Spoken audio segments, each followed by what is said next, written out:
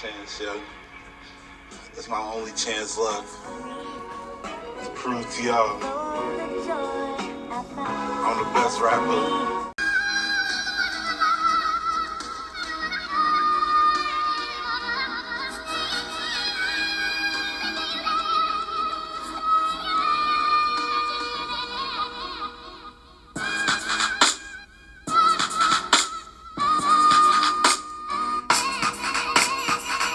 Welcome to another episode of Neat Network and Cool Capacity, featuring your hosts, Rick Taylor from the SCTE Central Indiana chapter and Eric Fallows of the SCTE Great Lakes chapter.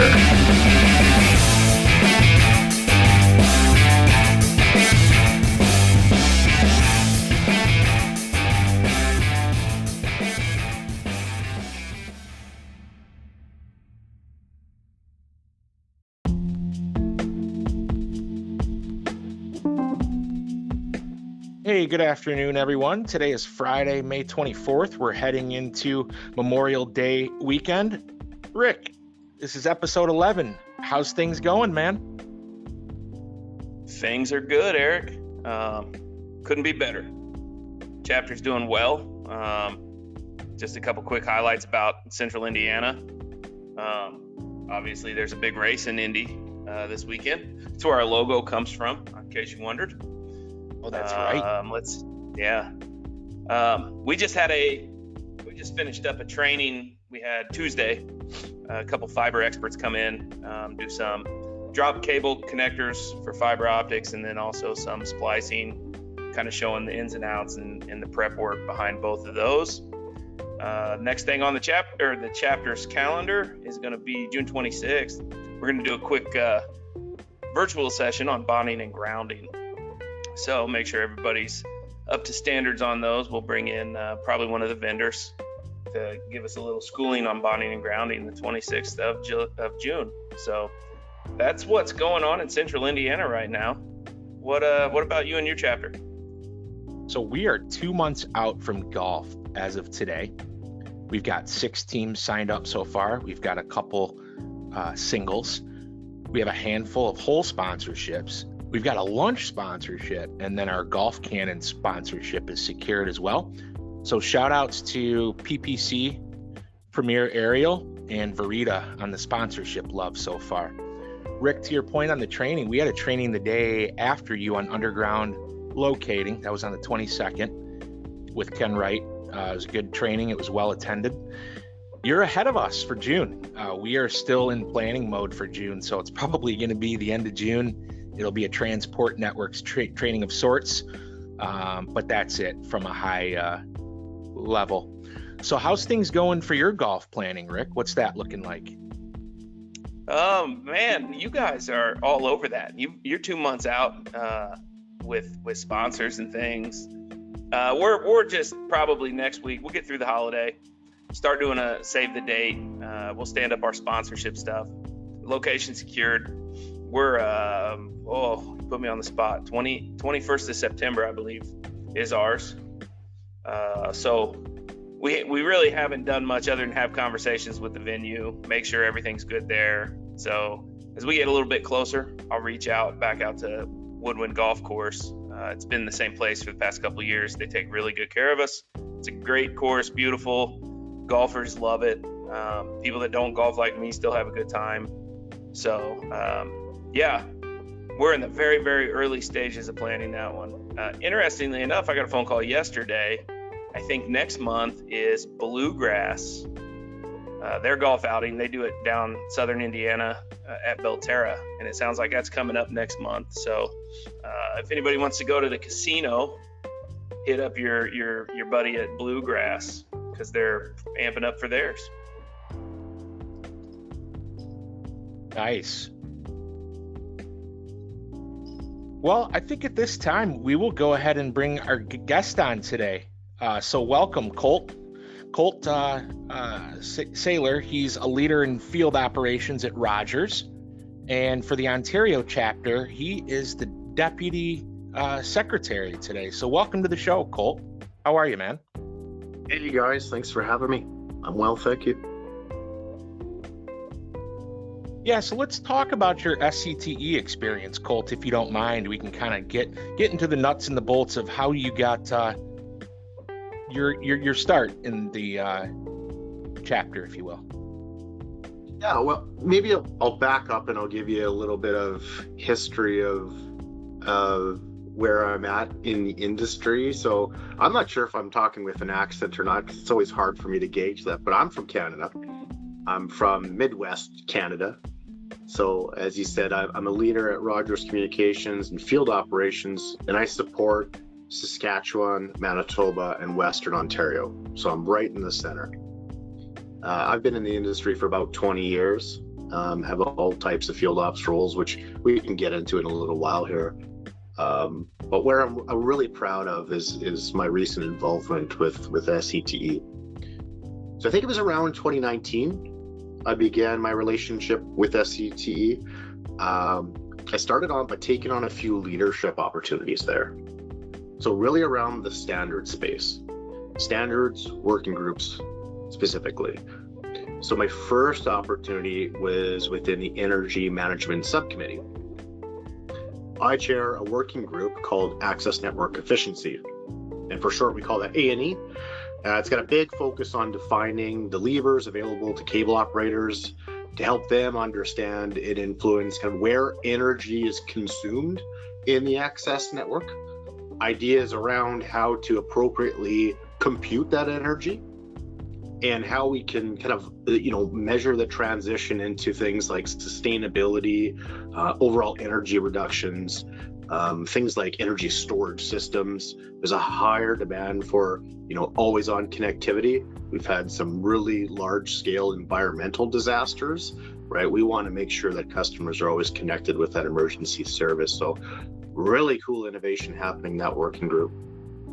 Another working group that I chair is within the Interface Practices Subcommittee. For short, we call that IPS. And specifically, I chair a working group called Working Group 6. In this space, we are really right now working to modernize two existing standards. They're both around construction and testing. So one document is coax, one document is fiber. Some really cool stuff happening there. Really good reads. They're in the SCTE standards catalog now, if you want to go check that out. And the next opportunity for us there will be GIS symbology. It's been some time since the SCTE GIS symbology catalog was updated. So these are the symbols, like amplifier and power supply. There's some new modern things in there, like fixed wireless stuff, Wi-Fi, camera modulation, that type of stuff. So we're going to add that into the table to make sure everyone's consistently using those icons. So I think it was around the same time, maybe 2020, I was introduced to Canada's only chapter based in Ontario. And that's where I became first an associate member and then a deputy secretary. So this is outside the standards community, but outside of my region actually. So at first I was meeting a lot of new people in Ontario. At the time, this was before the Shaw Rogers acquisition, so I was a Shaw employee, meeting a lot of Rogers folks and Cogeco folks that support that community. The Ontario chapter is a great group full of really long tenured industry leaders. They're regularly supporting Eastern Canada with webinars, very similar to what your chapter hosts. I think this podcast is amazing, such a good idea. The Ontario chapter typically hosts webinars on like the latest tech topic, innovations coming through the pipe. And for several years, such as your chapter, have really successfully hosted golf tournaments, things like cable tech games, vendor tabletop shows, that type of stuff. Very cool. And I believe you've got a show coming up soon. I just got an email about it earlier today. If you'd like to talk about that with us, Colt.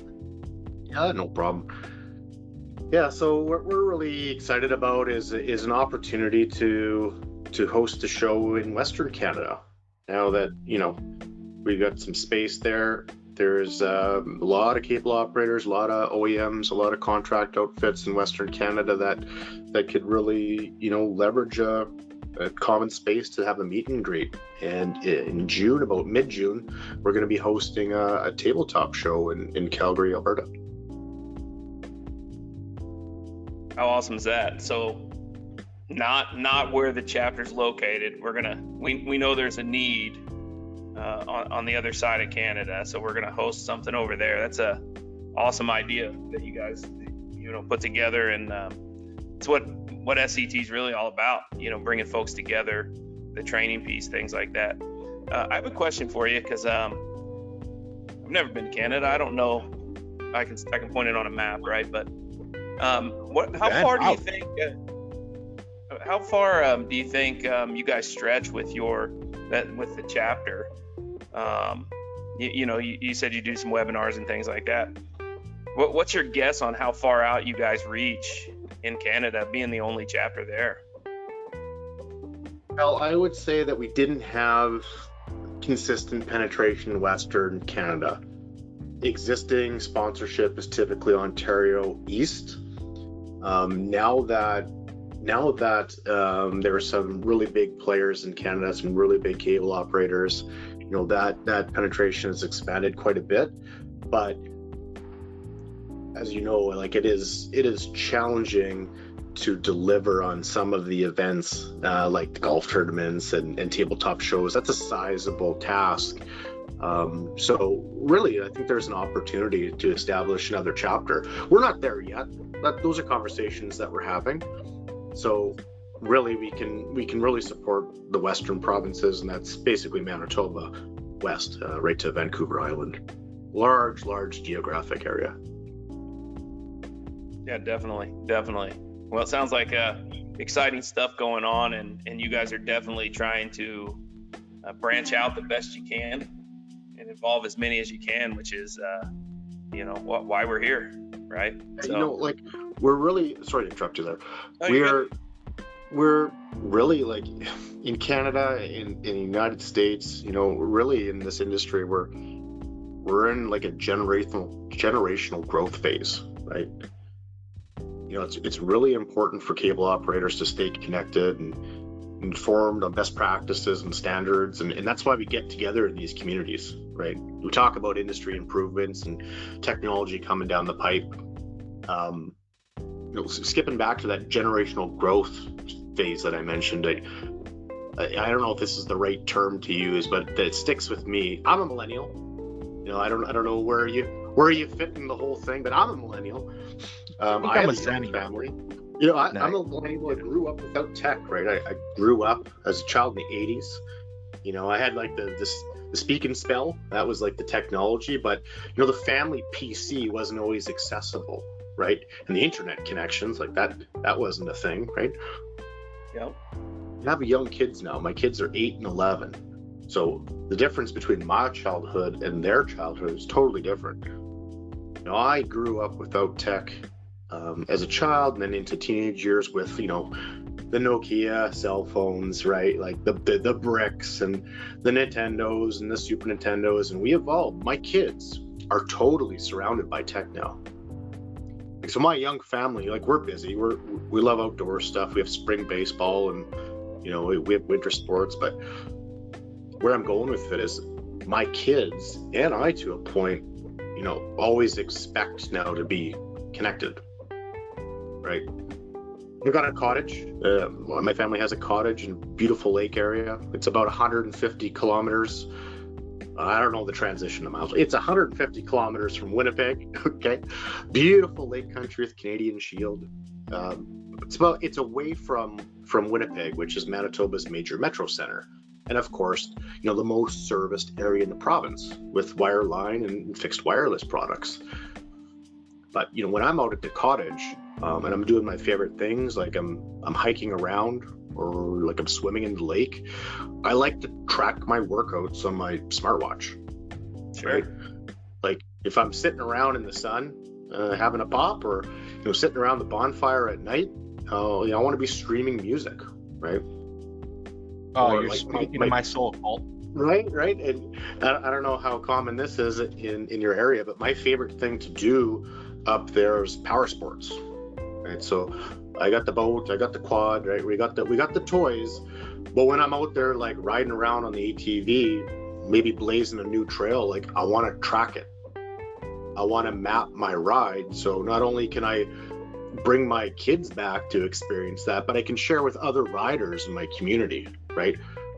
The thing, like what I'm trying to say is like, I want to be connected when I'm at my cottage property, right? And that's, you know, typically like some people like to be off net. I'm one of those users that likes that connection, right? When I'm at home, and I'll nerd out here a little bit. When I'm at home, my family loves to game. My kids specifically are big fans of Fortnite and Minecraft. And I don't know about you, but that's popular in my house. And myself, like I'm a long time Call of Duty player. And when I said I'm a millennial, I mean, when I said long term, I mean like from the beginning of Call of Duty, I've been playing that game. Right? I think I go back to about Call of Duty 2 was when I got my start. Was that about 2008 or 9? And I just play that thing non-stop, to your point. Yeah, there's so many good ones out there. I'm a really huge fan of the genre of game, like period. Like I remember as a child starting with Wolfenstein, right, on PC and Duke Nukem, and getting into the console stuff with Doom and GoldenEye, right? And GoldenEye on the 64 was like really the first multiplayer game, even though you could see your friend's screen. Like it was the first multiplayer experience, right?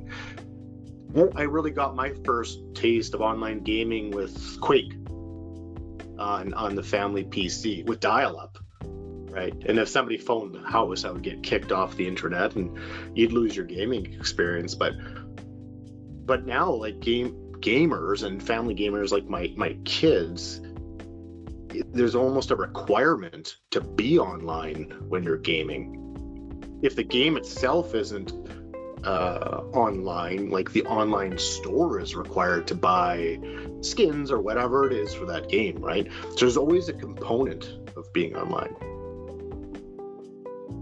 Sorry, I can nerd out on those games quite a bit. There's like too many classic games I can sit here and ramble through them. The list is too long. You can make up your own idea. Everybody's got the game that they played as a kid, whether it be Mario Kart or Mario, whatever it was. For me, it's Clash Royale on my phone. I'm a simpleton. Oh, yeah. So kind of getting back to your deputy secretary role, and I know, you know, we all have our semantics and nomenclature of things. Is that really the role, like where you step in case the primary secretary isn't around to help out, or is it something else? Well, it's a whole bunch of things, and the important thing here is I'm just involved, and I really want to influence not only our industry, but be a positive, you know, sponsor of SCTE. We're all up to great things. That is just a role within that community, and absolutely, I will step in and take notes and, you know, do the matrix stuff if required. But what I'm really trying to do here is understand how the Ontario chapter has been so successful for the past decades. And I really meant it when I said they are a long tenured group of leaders. They really are industry experts, not only in their full-time regular day job, but within the SCTE community. So I had an objective with getting involved here. I really wanted to understand, you know, how they have been successful in that Canadian market, how they've been serving their customers, you know, the do's and the don'ts with the online webinars, etc. Really with the objective on how I could replicate that, given the opportunity to support Western Canada. Nice. That's awesome. I'm going to ask a question about that board specifically in that chapter. What, you know, I understand that it's probably an ongoing piece, right? You wanted to kind of get to know the board and figure out how what's their secret to success, so to speak. What's your initial thoughts on that right now? Why do you think they have been so successful? Is there something that stands out, just one thing, two things that you say, man, when I watched them do this, I was really impressed at how they pulled it off, and I think that's part of their success. is there a best practice maybe that you could share with the group that you've seen since you've been a part of that chapter? You know what? I would say that the secret sauce, and something that I caught on to right away after my first interaction with them, is they are really at the baseline just a group of friends. Common interest, and they're engaged. They really are doing it for the right reasons, and they enjoy what they're doing, and that shines through whatever it is that they are trying to accomplish, whether it be a golf tournament or a tabletop show or even the webinars. They truly do care about what the result is. And it's not about the points of just going through the motions. It's about serving the customers. Yeah, it's a pretty big board over there. I've got the Ontario site up now. There's quite a few folks on the board. There's a few names I recognize as well. I know we'll have Aaron at our golf outing here, Great Lakes. Andrew. Let's see. Yeah, just going down the list and recognizing a few names. So that's awesome, Colt. I'm really proud to be a part of that group. Eric, I think you guys usually, is that, correct me if I'm wrong, but don't you usually get a couple folks from Ontario come down, or from the chapter anyhow, to your golf outing each year? We did. So last year we had a team, but I think those couple of years coming out of COVID, that was probably a different story. But I'm betting you're right. Prior to maybe 2018 or 19 time frame, I think we had some heavy Ontario team presence at that time. Well, Eric, you're just going to have to make a trip up there and golf at their golf outing, since you don't golf at yours. Well, right. I'm telling you, I can see Windsor from my backyard, so that's a good point, Rick. Nice. So we'll pivot just a little bit from SCTE. You said, Colt, that you've been in the industry around 20 years or so. I'm gonna ask the question: How did you land in the telco cable industry? And that's a good high school, right? You were in high school and you're like, man, I'd love to be a cable guy. It's a funny story. I'm glad you asked, because it's almost embarrassing when I tell the story. I didn't have a lot of direction in high school. I didn't know what I wanted to do. And I would say it was 2 or 3 years outside of high school, a friend of mine was getting a summer job. And that summer job was digging trenches to bury temporary service drops, when a cable had been damaged. So I had some trade experience. I had heavy equipment experience. I had driven a loader, etc. before. So that looked really good on a resume, and I got hired as a temporary contractor at first, just a seasonal employee, because in Winnipeg, we get about a meter of frost in the ground, and you can't bury a drop in the winter time. So we have this huge list of drops to go bury. So I did that for a year. And I buried those drops so well, they hired me on full time. And that transitioned into really a whole bunch of what I'll call construction-based roles. So my first full-time job, and this is within Western Canada, in Winnipeg, was a cable locator. So I would mark all the underground infrastructure before contractors dug. And I did that, and it kind of taught me what the infrastructure looked like. And there was an opening shortly after that for, I'll call it heavy construction. At that time, we did a lot of directional drilling, manhole coring, and cable pulling, really implementation of the infrastructure itself. I did that for a few years. So I located the drill, I operated the drill, and pulled kilometers of fiber and coax through conduits and duct lines, which is good for a young man because it gives you nice arms to tan in the summertime. Yeah. That kind of grew into really an understanding again of how that infrastructure worked, and I became really interested in the telecommunications industry at that point. I had put the infrastructure on the ground, and I'm thinking, well, how do you turn it on? So from there, I moved into HFC build, where I built new networks. We did network extensions, network upgrades, right? Moving through all the upgrades that we've done here to serve Canadian customers. When I left the field, I moved into a design role, and that was right when internet congestion was the opportunity in Canada. We were segmenting nodes. My role in design was almost exclusively node segmentations, removing legacy like trunk and tree design, going to a more modern design for access for technicians. And I really enjoyed that job. After that, I got into leadership roles, and really my leadership roles have always been grounded by my background in access maintenance, a few roles in critical infrastructure, really overall operational efficiency. And you can see that with some of the SCTE working groups I chair.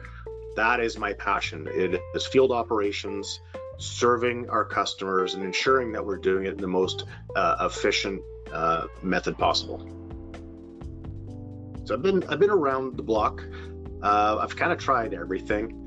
You know, as a construction technician, I had a few opportunities to get into the customer's home and, you know, service and install CPE. Same opportunity within some business roles, fiber splicing. I've kind of seen it all. I think I know enough to be dangerous in all of those fields, but you know, the real cable guys would probably prevent me now from holding any of those tools. So you had touched on the congestion piece. I'm going to guess the year, Colt. It's about 2013 or 14. Am I wrong? You're right. You're absolutely right. I would say 2013 was when I was designing the most node segmentations. You're right on the money there. Nice. Yeah. I lived and breathed it too. So you were speaking to me on that one, and I was picking up what you were laying down. Yeah, we've come a long way. We've come, you know, back to the gaming comments. Like really, you know, when you think of like lag, right? Blame it on the lag. That was a big problem, right? And we don't really hear about it anymore. You know, we used to talk in terms of speed tiers, or like what package the customer subscribed to.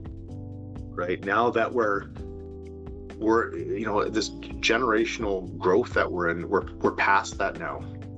You know, it's about that connectivity, that always on connectivity with the gaming and the hybrid work environments that our customers are living in, smart home products, right? Smart security, the Internet of Things. We're past the speed tiers, right? We already got speeds that are fast enough to support what's going on. Now it's about reliability, right? And when reliability fails, redundancy. It's about serving our customers with constant connectivity. That's the focus these days. Yeah, and it couldn't be better, right? Between the three of us here, with Rick and I, Comcast, and you know, Rogers, Colt. For the folks that are listening, just Google Comcast Rogers announcement. Kind of absorb that announcement for folks that are listening to us today, and look at that joint, you know, venture of the evolution of technology. We're all going to look to explore together.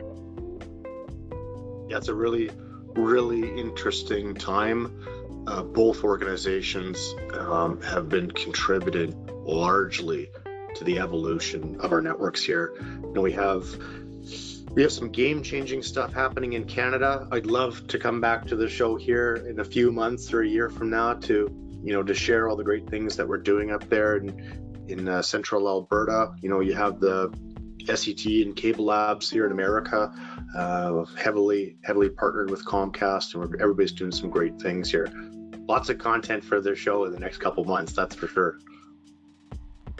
You keep saying Alberta, and the first thing that comes to my mind is Bret Hart from the WWF. He was my favorite wrestler as a kid. you know, growing up. The blacks and the pinks and going to the road shows. He was my absolute favorite at the time. And so I had to put that out there since you mentioned, you know, Calgary, Alberta. I so wanted him to drop off a pair of those sunglasses to me at the edge of the bars there as he walked the ring. Every boy watching the WWF is, I need a pair of those sunglasses. Yes. Some other favorite things from Canada for me would be like the band Rush. You know, they just make epic tunes. Another thing would be poutine, right? The poutine dish. Yes. Canadian maple syrup. Yeah. Now, things I haven't tried. I haven't tried Saskatoon berry pie. I haven't tried beaver tails. That's a new thing I just found out about. It's like fried dough. Did you Google what are Canadian things before we jumped on this episode? What are neither Canadian confirm nor deny to talk that to a Canadian about on a podcast? Yeah. Saskatoon, not widely known. Saskatoon's a little bit more tart than blueberries. My grandmother used to make a Saskatoon jam, which I still dream about. So good. Can't beat it. And then the last item, to your point, Colt, yes, I absolutely 100% Googled things that I want to try now. And that would also include the Montreal style bagels. Those things look good too. Well, you're going to have to take a road trip. You know, I'll say keep tuned to my LinkedIn. I'll plug my LinkedIn, because I'm going to use that to start advertising, you know, some of the progress that we're making in Western Canada. And again, I'll plug the show that we have planned. And that's why I keep referencing Calgary. So mid-June, we have planned a tabletop vendor show, for lack of a better term. And that'll be in Calgary, Alberta. We have roughly about 40 vendor tables already booked. That is going to be hosted by industry experts, right? The OEM community. We're going to have contract outfits, you know, around fiber and HFC. We'll have design experts there, implementation experts there. Going to be a good opportunity for the operators to walk around, talk about industry, meet and greet each other. Overall, just an opportunity to collaborate, right? We also have speakers. So we have, I think there's 8 so far. I'll say 8 speakers. You know, they're going to stand up there and host seminars all about industry topics, the latest and greatest tech, innovation, again, coming down the pipe, you know, all the stuff that us cable people can sit there and really nerd out about, drink a few coffees and listen to technology speak. So we're really excited about this because the objective here is to gain interest and bring people together in Western Canada. You know, we love to Vendor see Day is really the bread and butter of the year too, right? Rick, wouldn't you agree? You know, isn't Vendor Day your favorite as well? Oh yeah, love vendor days. Mine, yours, anyone I can sneak off to. It's a great time to network. Great to see the new products, new things, and it sounds like, you know, I don't go to very many that they're standing up speakers or a vendor style table type event where I think, Colt, you said 8 speakers right now, talking industry stuff. That's fantastic. You know, we can absolutely see a need for this. We, and I'm not going to brag here, I won't give any stats, but I'll say that we broke records in selling this thing out. There was such an interest in that geographic area, which is quite large, but there was such an interest that we filled up so quickly. And there's a ton of dialogue happening between the operators right now. And frankly, in my 20 years experience in the industry, I haven't seen this many operators talking about getting together. So we're really excited about it. I'd love to come back to the show later on this year and tell you how that went and you know what comes next. Well, you're going to have to, awesome. Since, you know, there's so much going on there, and you know, we often talk about. It's interesting. We invite guests based off of they're part of a chapter, they're part of SCTE. Let's bring them on. Let's talk a little bit. Whether we saw them at Expo or we met them at CLC, we bring these folks on the podcast, which was really just an idea that we had to kind of, bring some awareness around and have a little fun. And we often hear, you guys are in this space, Eric and I are in the space of innovating how we're getting the message out about SCTE. Everybody that we bring onto the podcast, for whatever reason it is, we come to find out, every chapter, everywhere, they're doing something innovative, something new, kind of pushing the boundaries of what we've done 5 years ago. And you guys are right there with it up in Canada, and you guys are doing great things, and it's great to hear, knowing that it's a successful chapter, very engaged chapter, the thinking outside the box and how you guys can do better, and then, record setting for a vendor show, things like that. It's just interesting to me, and it hits home that, people everywhere are trying to do more and more around the SCTE and the chapters and the industry, and it's great. It's great to have folks like you, Colt, on that can share those stories. I'll jump in there, Rick and Eric, and say first, thank you for that. But second, kudos to you for framing up this type of podcast. This is the first of its kind that I've seen. And it's the first that I've participated in, but kudos to you for looking at the industry and thinking modern. What is popular now to get content to your customers to serve them appropriately, right? Anyone can publish a white paper in black and white and photocopy it 100 times and mail that out, but that's not how we're delivering content these days. You absolutely are cutting edge right now, and that's what our industry needs. And if it's not us, it's YouTube Shorts, it's TikToks, even though we joke about that, right? There's folks that are doing that in SCTE organizations, depending on your company stance about it.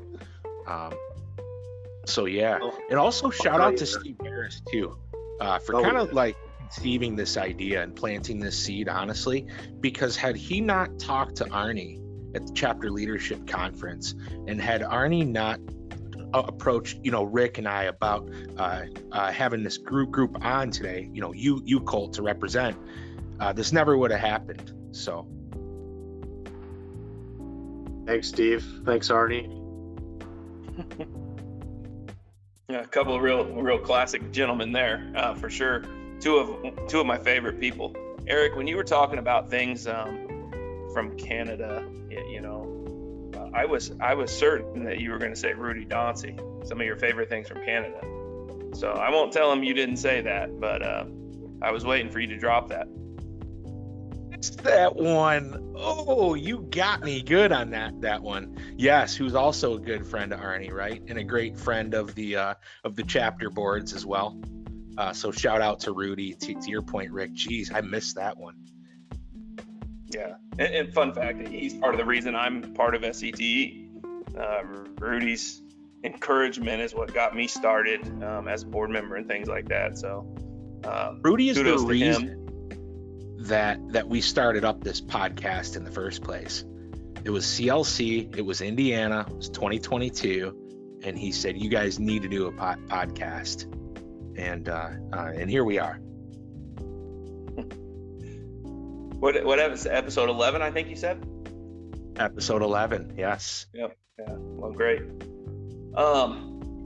Let's pivot just real quick. We're running up on time. We're coming up on a holiday weekend, so we don't want to keep everybody too long. But Colt, let me ask you, favorite vacation spot? If you could go anywhere tomorrow on vacation, where would it be? But honestly, I've been to a few beautiful places, but there's nowhere I'd rather be than the family cottage, watching my kids play in the mud on their ATVs, swat mosquitoes, and sit by the fire. You speak my language, and we like to go camping. My family and I have got a 5 and an 8-year-old. They love, all things outdoor. I am like you. I want to be connected wherever I'm at. just be connected. So keep up the good fight, making sure everybody's connected up in Canada.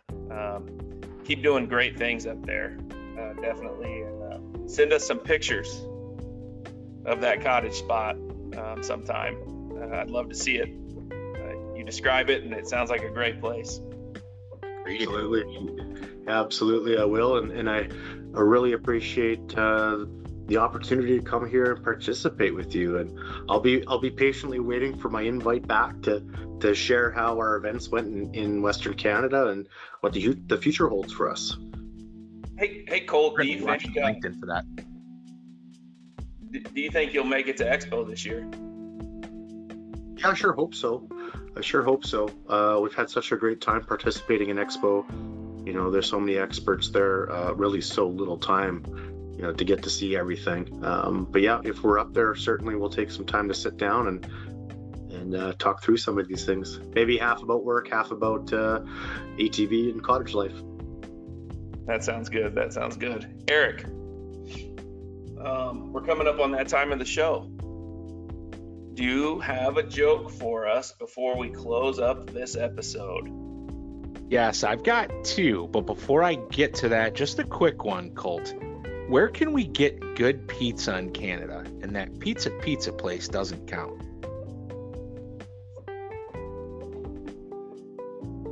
You got me stumped. So I'll say there's two responses. I'll say, if you want fast food type pizza, Red Swan is really good.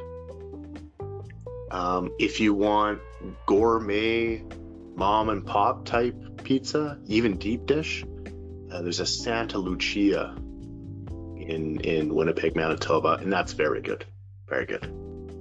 Nice. That's a good question. All right, so we'll get to the jokes.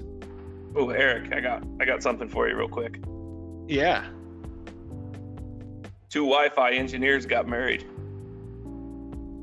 The wedding was okay, but the reception was amazing. How'd that for you, Eric? I've got one today. Why didn't the hitman cancel his dish services? I don't know. He didn't want to pay an early termination fee. Good stuff. All right, Colt, we put you on the spot here real quick, and you can say no, I usually do. Any good dad joke related to the industry? Do you have one or not? If not, no big deal. You know, those two are hard to follow, and I'll say that after being a cable guy for so long, the jokes that I can remember are probably not appropriate to share on the podcast. So I'll save those ones for Expo when you and I are sitting around talking with the group. Yeah, sounds good. We appreciate that. So, Eric, any final thoughts, and then I'll close this up. Look forward to seeing you both at the Expo in Atlanta this fall, and happy Friday to you both as well. Yeah, absolutely. Happy Friday. Thanks again, Colt, for being on and sharing, all the great things you guys are doing up there in Canada. Thanks for your involvement with several different initiatives in the industry. So as far as the podcast goes, we'll get this one cleaned up, dressed up, throw some little background music to it, and we'll share out the link. We are on Spotify. So if you're interested, jump on Spotify, Neat Network and Cool Capacity. Smash that subscribe button when you're on there and follow along. Looking forward to episode 12. Eric, Colt, it's been a real pleasure, and have a great weekend. Thanks, everyone. All right, see you guys.